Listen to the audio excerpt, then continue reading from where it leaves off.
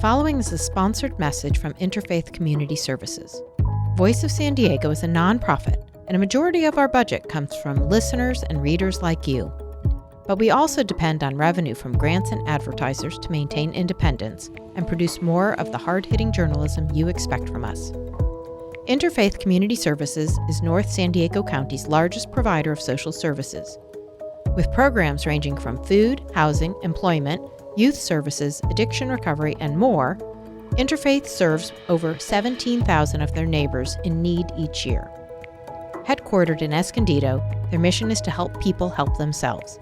And to do that, they need your support. Visit www.interfaithservices.org to learn more.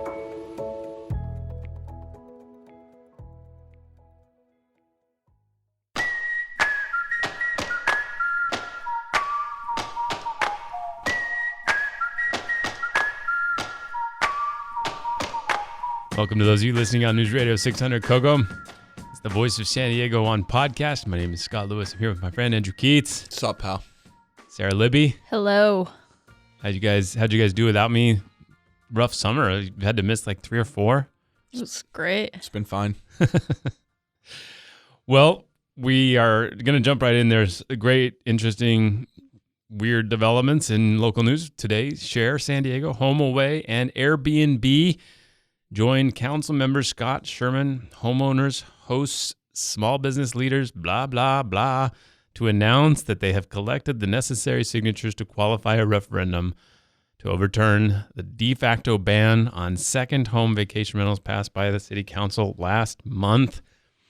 Signature gatherers strike again. Now, I always make this point. Signature gatherers are a huge part of our politics now, and you always say, it's not actually the signature gatherers, but the forces behind them. Right. Yeah. I mean, it's kind of like saying like the newspaper isn't the big deal. The paper isn't the big deal. It's the actual like writing and editors that would and stuff. Also be an important correction if somebody was out there making the case that it is actually the parchment that is so relevant.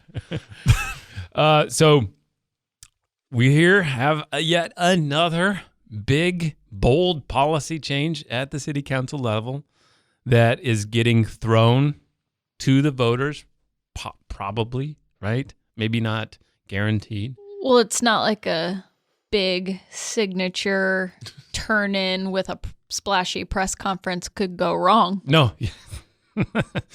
No, it's never seen that.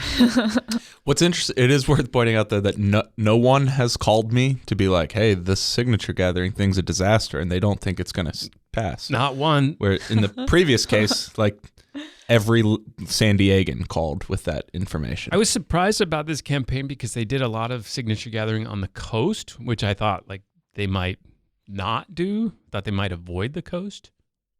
Well, because that's where if you were to have paid attention to the campaign, you would recognize that those people who own those homes don't even live here, Scott. They're empty corporations. No, I mean the people like to be on the coast. Oh, I see. Yeah. I actually had that wrong. Yeah, you're right. Like the neighbors and stuff would be the ones like, and they were all over next door, just furious about what was being said and stuff. One of the things they were furious about, they said, this is not a ban. We didn't ban Airbnbs. And that kind of bothered me because it's like, well, look, like we know exactly what they did do. You could just go with what they did. But it is a vast transformation of the city's landscape if they were to be enforced, where they did ban any homes being set aside for vacation rentals. I feel like all the discourse about this week is just like semantics policing. Yeah. It's not really a ban. It's not the signature gatherers that are important. Right. And more to come. But it's a distinction that I don't really care to litigate. It's a big disruptive change to vacation rentals. Yes. I guess I have written stories about the dishonest things that signature gatherers say, but I guess I've just lost my ability to be upset about it at this point. Like the thing is, it doesn't seem to me that the thing that a signature gatherer says to get you to sign actually has much to do with it at all. I think since they're paid by signature, $1, paid per signature, As long as you have enough money, you're gonna get the signatures. And that's the heart of what I've always tried to articulate, which is that basically the ability and will to pay for, in this case, $890,000 so far, to raise about 37,000 valid signatures, is itself a chamber of government. It's like there's the city council, the mayor, and there's this that you have to go through and get through. And it's still surprising to me that on the state and the city level, legislators have not really taken it in that the work they're doing has this other assembly it has to go through. Like if there's somebody out there motivated to spend that kind of money, and this is an obvious investment. Yeah, we saw it this week at the state level. They made this big splashy announcement that they'd passed bail reform, and it was like less than 24 hours before the bail industry had a signature gathering campaign announced. Yeah, another referendum style thing. There's the gas tax, which is going to be imperiled. We have, and so with this, the Airbnb has a very, the HomeAway and all of them, they have a very simple calculation. $890,000 million they put in now, and that staves off any enforcement of this new law 2 years. Unless there's a special election in between that time period. Yeah, exactly. But that has to be about something else. So just to explain the process, after a new law is passed, you have 30 days to raise enough signatures to force it to a referendum. If you do get enough signatures, in this case 5% of all the people who voted in the last election, which is about 37,000 voters in the city of San Diego, if you get enough signatures, then the city council has a choice to make. One, they can say, you're right, we're going to throw this law out. Mm-hmm. We've seen that a couple of times, right? No. Well, Carlsbad, no, we didn't see that here in San Diego. Yeah, we did, the linkage fee. No, they didn't. That's not what they did. What happened? They renegotiated a compromise. Right, but after the signatures had been gathered, right? Yes. So they throw it to the city council, and before it gets pushed to the actual voters, they made never a deal. went to a vote. They made a deal. Well, the city council can either put it on the ballot, or they can say, sorry, we're done. We're not going to do that plan. And then they still have to wait a year before doing something similar. Mm-hmm. And then in another case, they can actually just put it on the ballot. And then we saw that with Barrio Logan, the Barrio Logan community plan, and we saw it with the minimum wage issue. Oh, another one that got thrown out by the city council itself was the marijuana regulations a few years ago. Marijuana, we made a plan for marijuana where the medical facilities could be, and then they raised enough signatures that city council decided they weren't going to try to put it to voters. It would cost too much money, and they just threw it out. Yeah, the minimum wage one's an informative one here because a coalition, I think they called themselves the Jobs Coalition. At that time, there was a bunch of different things that called themselves the Jobs Coalition. But they raised enough money, they referended the minimum wage increase, kicked it to the ballot 2 years in the future, and then when it came time to campaign, they didn't do anything. Yeah. There was no campaign. But in the meantime, they'd spared themselves having to deal with the new minimum wage for almost 2 years, right? Right. And so I think that, who knows? I haven't spoken to anyone. I have no idea whether they intend to mount a robust campaign 2 years from now to actually overturn this law, nor do I have any idea how this polls and what you would expect for this to pass or not. But $1 million to suspend these regulations for 2 years is, if you did that through lobbying, everyone would pop champagne. Oh, it's a huge turn. It's a huge profit, or sort of return on investment. So the real question now is are city leaders, are state leaders ever going to really internalize that if they want to do big things, they're going to have to make sure that they stop this from happening? Or, and here's a different proposition, this works out for everybody. Like Barbara Bree and everybody can say they did a big thing to eliminate vacation rentals. They did all they could to do it. The vacation rental folks can stop it, and they can make their world happy. and then nobody actually loses except for the people that wanted regulation of this industry. And politically, there's no fallout for doing big draconian things that a signature gathering effort can throw out. Yeah, I guess. I mean, I think that's a plausible explanation. I don't know. You say, when will officials realize that they must grapple with this when they pass big things? I don't know what that looks like. Because if you hold this out there as your negotiating leverage and say, like, well, if you pass something we don't like, we will referend it. I'll show you what it looks like. It looks like passing a reform to how that works. Like making it harder to qualify something for a referendum. I see. Or yes, making a deal with them, like, we will not throw this to a referendum. Like, those are the two ways it works. Yeah, you either compromise on the legislation itself to try and make it palatable to everyone, or you just make it impossible to do it. Right, but like the Barrio Logan example is, I think, useful here in that there, at a certain point, you reach an impasse where there is no compromise. Right. And that you either pass the law or you don't. There is no tit for tat that gets everybody happy. You've got one side who's drawn their line and they say, like, the answer is no, and if you do this, we're going to referend it. The answer is, like, you're only left with do nothing. And I think that's where we got with vacation rentals. I mean, It seems like opponents weren't happy with anything other than a ban, which is why it's weird that they're quibbling with the word ban. Right. And like, gas tax, I don't know, would the gas tax proponents have been satisfied with a smaller gas tax increase, or a gas tax increase with differently structured infrastructure spending? I mean, maybe, but I don't know. I do think that's one in which the amount could have actually played a role. Mm-hmm. That, a 1% or a 1 cent tax is more palatable than like a 20% tax. Right. 20 cents. Yeah. So that's going to be something the city council, they'll go through, they'll count the ballots, they'll do that sample just like everything else. They'll go through about 30 days from now, they'll decide if the city council needs to make this decision about, again, throwing it to the ballot. Now, it'll go on the next ballot, whatever that is. And so I think then if it's a special election that comes up, the mayor, we've heard, maybe trying to angle for a special election for this other issue. So let's get into that. We talked a couple weeks ago about the failure of that other signature gathering effort.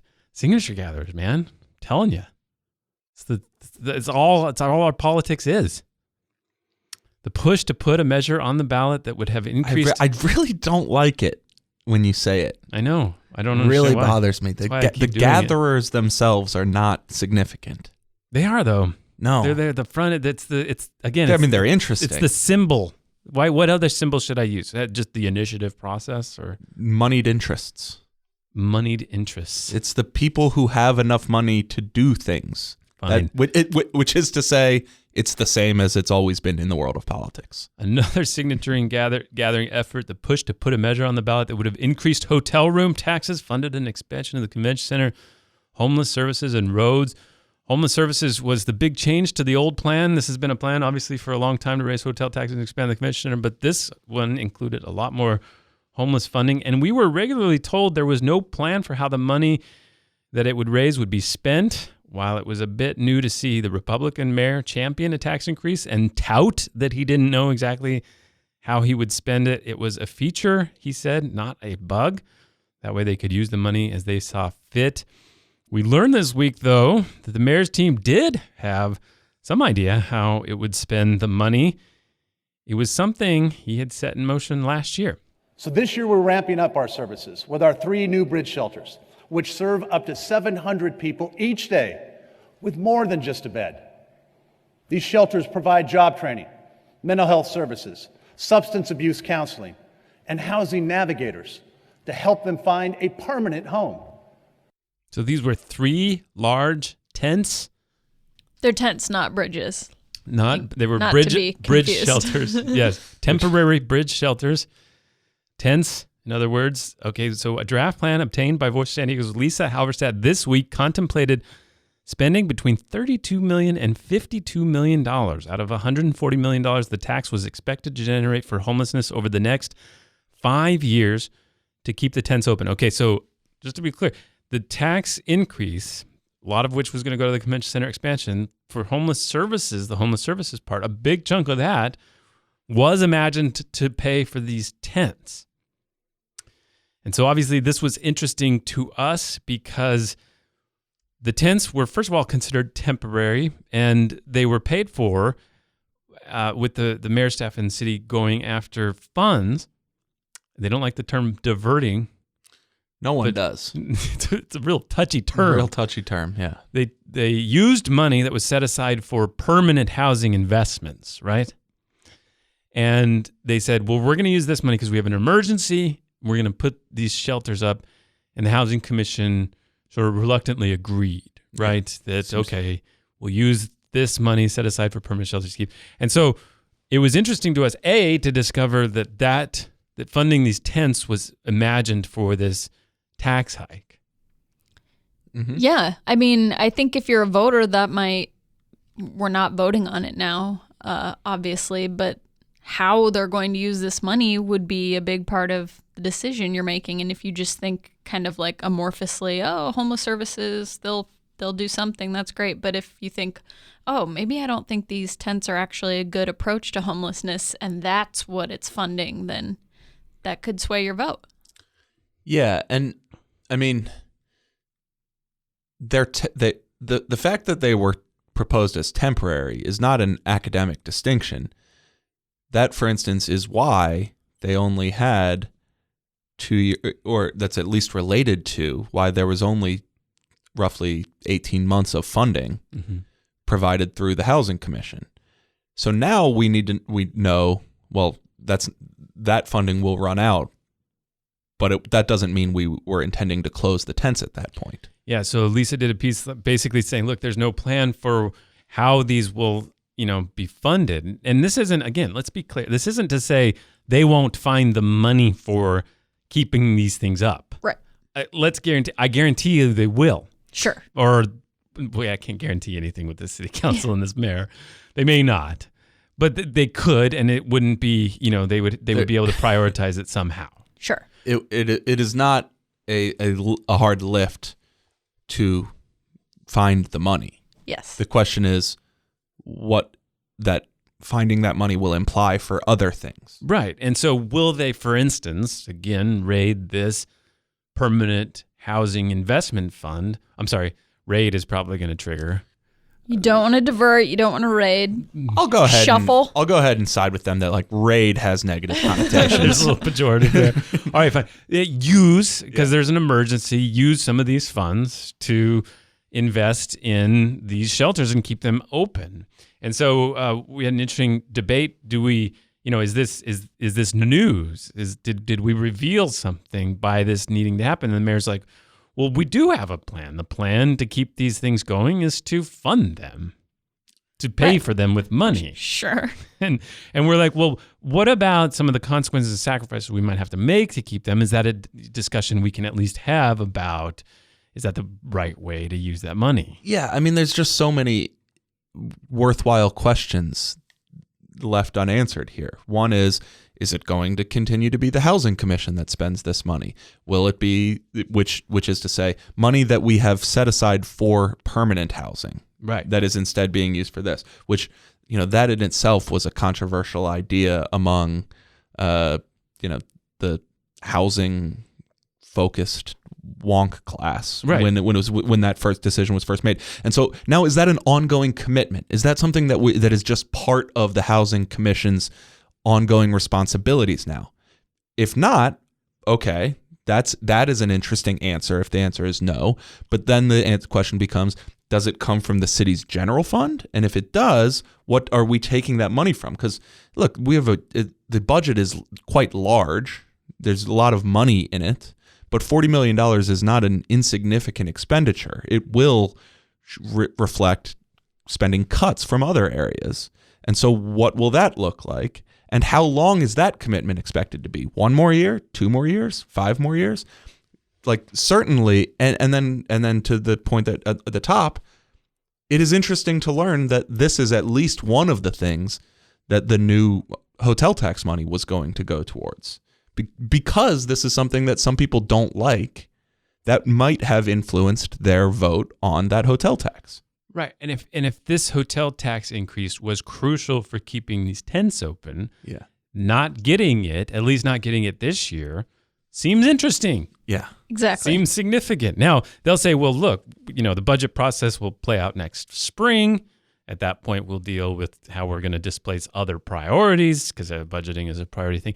Well, yeah, fine. Why can't we talk now about whether that's going to be the right investment or not? What direction, what kinds of things we can do to make that happen? And this gets... It's like if we had learned that the pension payment was going to go up, and after reporting it, they were like, yeah, but we'll find the money. Yeah, we will pay for it. We're going to pay for it. Once in the budget process, we'll figure out how to pay that elevated pension fund. It's like, yeah, of course. Right. But I know you will. But there's a lot of people... Yeah, and it just goes... If you go back to the convention center measure, according to them, there was no plan for how they're going to spend this money. It turns out, well, there kind of was. It was actually on like paper. A pretty detailed document. Now, it wasn't fully committed. It was like a list of ideas, but people were talking about how to spend that money. Yeah, and now we're saying going forward, it seems like there's no plan for how to spend it, and they're like, how dare you? Yeah. and yet there is a commitment that we're not closing it. Right. Exactly. That we are not closing. So that's decided, but the other parts aren't. So Which again, we didn't know that was decided 15 hours ago. Right. From when we're recording this. One constituency obviously interested in this is the Housing Commission itself. Jeff Davis, the VP there, when they were extending these tents, had a lot of questions about how this would work out and wanted to make sure people kept in mind a simple principle. Permanent housing is the essential long-term solution to address homelessness in the city of San Diego. Additionally, the short-term needs of San Diegans experiencing homelessness on city streets today also must be kept in mind and addressed while remaining focused on long-term solutions. Okay, when we come back, we'll talk about a little bit more about that whole issue of wanting to assure everybody that everything's okay while also freaking out. It's a common San Diego malady among the professional political class. Stay tuned for more after these messages. Thanks to our partners at News Radio 600 Kogo.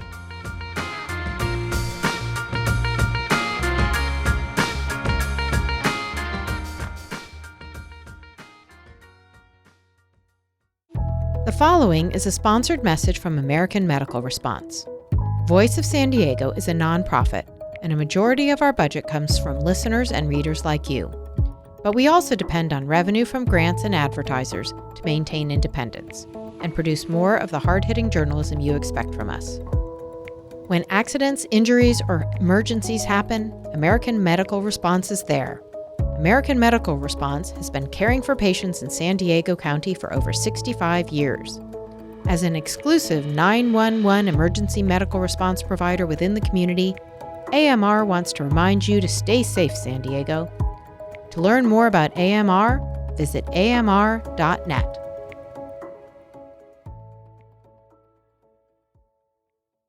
We are back. Let me get to this sort of theme we're heading towards. So when we were referencing some of the people that had reactions to our stories, so Lisa did this story pointing out that there was no clear idea right now of where the money would come from to keep these tents open, and that part of the idea had been to pass this new hotel room tax. The mayor's office was kind of upset that we had said, there was no plan, and implying that we expected a plan for this particular thing for how to keep these tents open. And, I think it's perfectly fine to say, look, we're committed to keeping them open. We don't know exactly how or what kind of sacrifices that will require for the rest of the city. Yeah, we're going to figure it out. Right. But they kept insisting no, we have a plan. The plan is to go through the budget and pay for them, which is, again, not a plan. So, but it gets back to an issue I think is interesting. So in 2010, the city tried to raise taxes, sales taxes, right? It's a big issue. The mayor and Carl DeMaio Kevin Faulconer, Colomile, everybody, that group kind of piled on against this. Jerry Sanders, the chamber, and a few other groups tried to support it, along with some liberals and the city unions, the police in particular. Said, look, we need to raise the sales tax, and really made a case about how bad things would be if we didn't. If we didn't raise this tax, things were going to go really poorly in the city. They didn't. It got crushed, and things didn't go that poorly. And I think, not a lot of people throw that in their face now, and I don't think you should. I mean, you never know how things are going to turn out sometimes. But it does get to this common sort of vacillation we see, which is this tendency among elected leaders and leaders of public agencies in town to want to say that, on the one hand, there's going to be bad things if you don't raise taxes. Things will go very poorly. People will not get housed. Students won't get educations, whatever. And then on the other hand, everything's great, and these agencies are running perfectly. And how dare you suggest otherwise? I think the issue. So there are multiple different political perspectives that you could come at to critique this phenomenon. But let's say that you are a liberal person who believes that the government at all levels is underfunded, and that the broad campaign against tax increases has been bad and has resulted in a government that doesn't meet the basic needs of its constituents. Okay, so let's stipulate that. If that's the case, then the solution after your tax increase fails is not to transition to survival mode, where you talk about how good things still are and you hold ribbon cuttings and you perpetually argue with anyone who points out any weakness in what you do. It is to continue to make the case that you are underfunded and not providing X, Y, and Z services that you would like to provide, regardless of the very specific tax increase that didn't pass before. And so that's, I think, where it breaks down, is if after that tax increase in 2010 failed, and Jerry Sanders was feeling vulnerable that he, in fact, was not forced to lay off a bunch of police officers, or he was not forced to dramatically scale back the level of infrastructure repair that was happening in the city, he need not feel quite so vulnerable about that. He needs to instead say, look, we're repairing more streets than we ever have before because the economy is growing, but it's still not nearly enough. And in fact, all of this street expansion that we're doing is not even allowing us to maintain the status quo. We're only decelerating the rate of disrepair. Or yes, we continue to have a very safe city, but we do not have the number of police officers needed to do the sort of community policing that builds a strong relationship between the police department and their residents. And therefore, we're seeing some of these issues that are cropping up where people say that they don't trust the police, or something along those lines. You just can't have it both ways, that everything is fine and there's a great and pressing need for more revenue.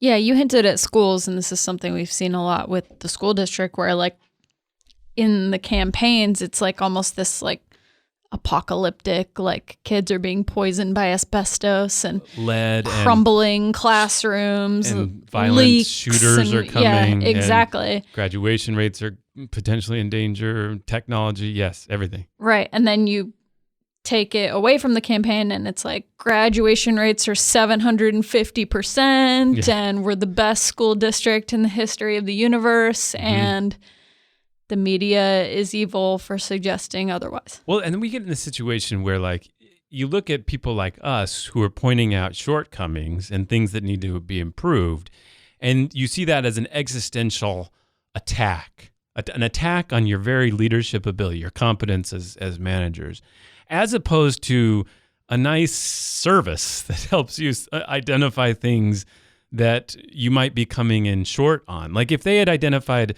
our warnings about the signature gathering that was going on this summer about their measure to get this thing on the ballot, they might have got it on the ballot. Yeah, they might have sincerely said, hey, wow, this isn't maybe going the right way. Maybe we can access more resources or other people. But instead, they kept assuring everybody it was going fine, which ended up having the opposite effect. Right. And then, and we see that at the school, so we had this one instance this week, and we'll talk about it in the Hero of the Hero of the Week, that the school district finally admitted that they were taking some graduate recommendations for these graduation rates seriously after our investigative work.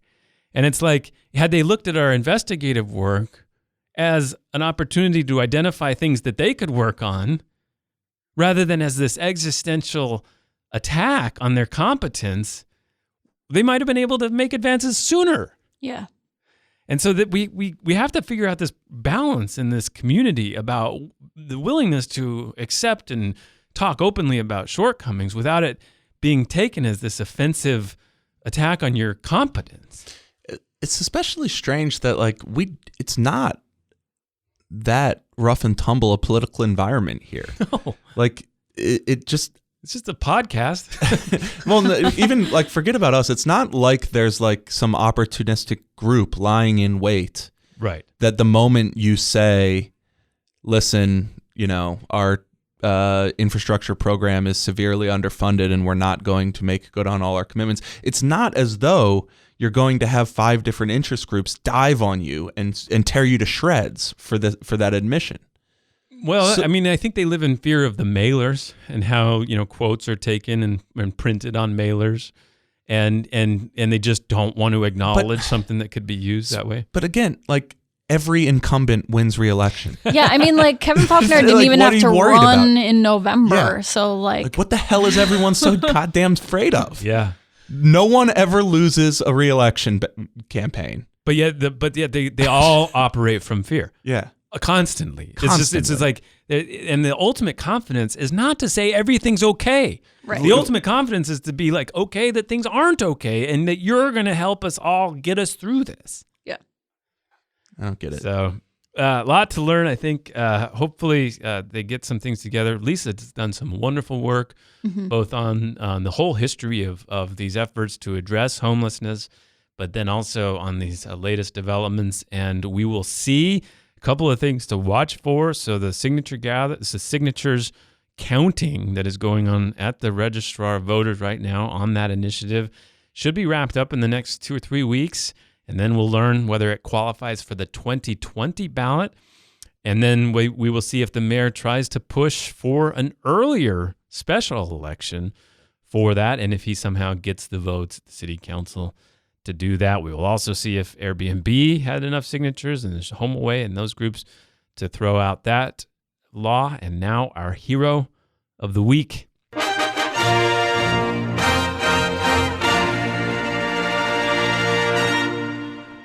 UT editorial board. We're not always the biggest fans, but we were probably going to have to I was just reading that.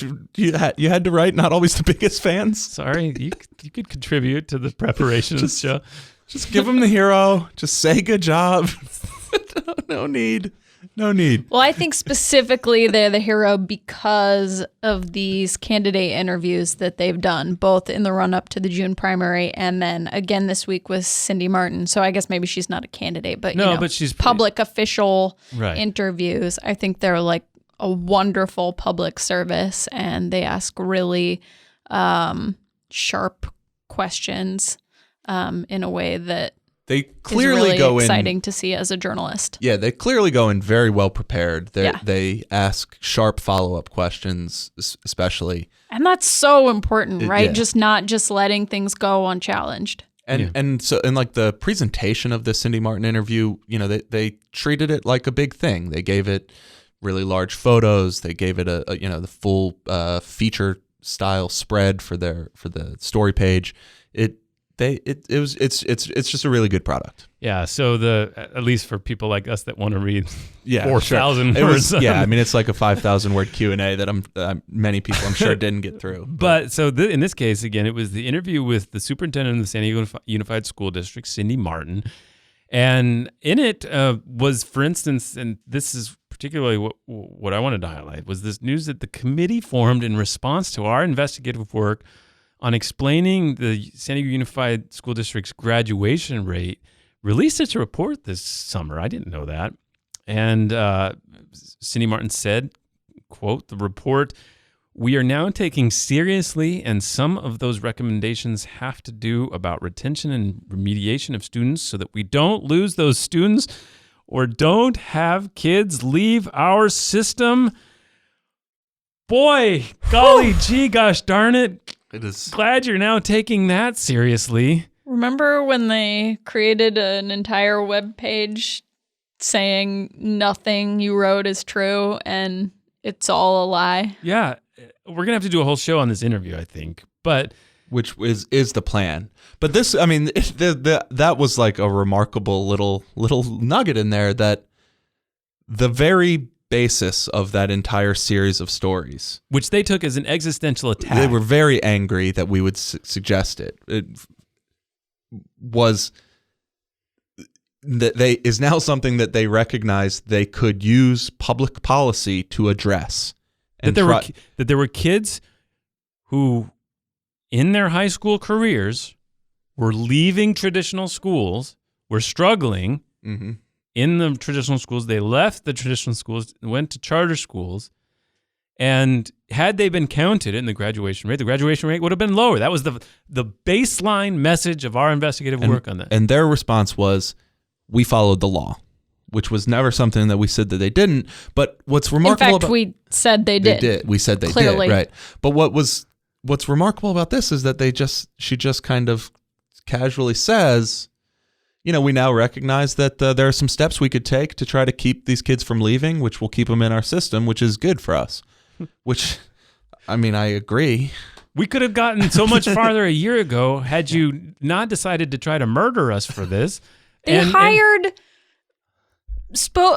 outside PR people with taxpayer money to publicly attack Mario. Just for that. And now they're like, yeah, we agree. Good idea. Yeah, we're working on it. We're going to implement some policies. There was a moment in the interview where they ask her about the graduation rate and the concern that some of the kids might have cheated on some of these credit recovery classes. As Mario saw them literally, showing him how they could cheat on these things.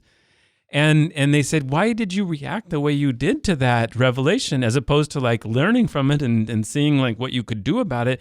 You were downright Trumpian, attacking him. And it was like, well, but like there was no coherent response to that. But it was like, what? So, yeah. But okay. Good job, editorial board. Yes, thank you for that service, and we recognize it. And I'm sorry I said we're not always the biggest fans. I don't know. It's just trying to do an intro. I get it. I know. It was just funny. I just looked at hero, and then the next words were not always the biggest fans.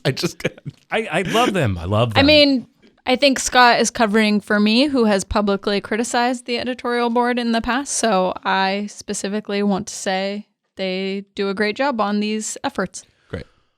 The GOAT of the week. You lose. Good day, sir. And San Diego Unified School District.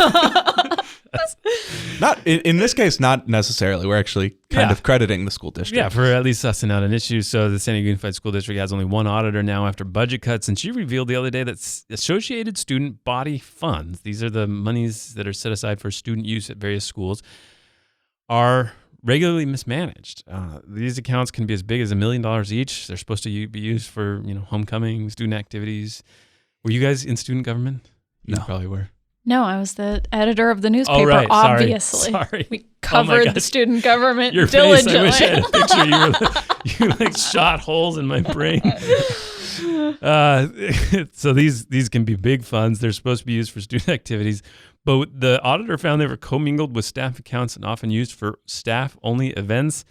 The audit committee vowed to get to the bottom of it and save homecoming. This writes itself as a script of a musical or something for the high school. Can I just drama of some kind? Yeah, that's exactly what the kids are looking for.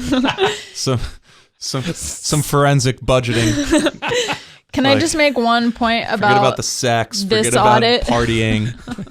Yes, please. So, I wrote the morning report the day this story came out. So I was kind of like looking around doing some research. And 5 years ago, right when Cindy Martin had just started, there was an audit just of La Jolla High and its student body funds. And it was like wildly mismanaging funds. And that was just at one school. And she came out and said, like, I vow to get to the bottom of how every school uses their student body funds. What everyone needs is more training, and it's an issue, and we're going to fix it. And then like 5 years later, student body funds at all schools are mismanaged. They sure could use more training. And another thing we pointed out years ago, they were cutting their auditing staff tremendously. And that's another thing. They're like, you're crazy. You're just trying to attack us.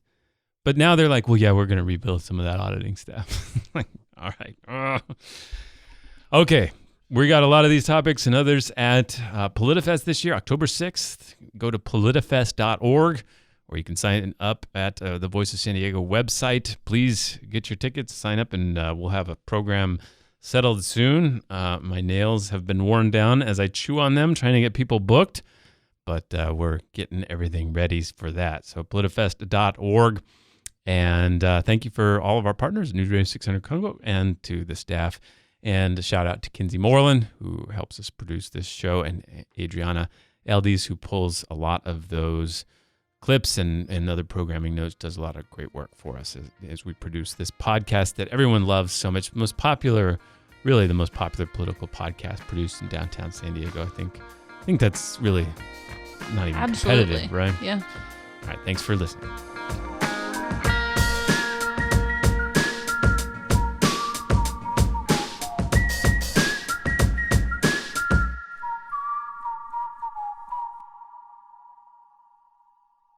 You're listening to the Voice of San Diego Podcast Network. Visit voiceofsandiego.org/podcast to learn more about the rest of the shows in our network.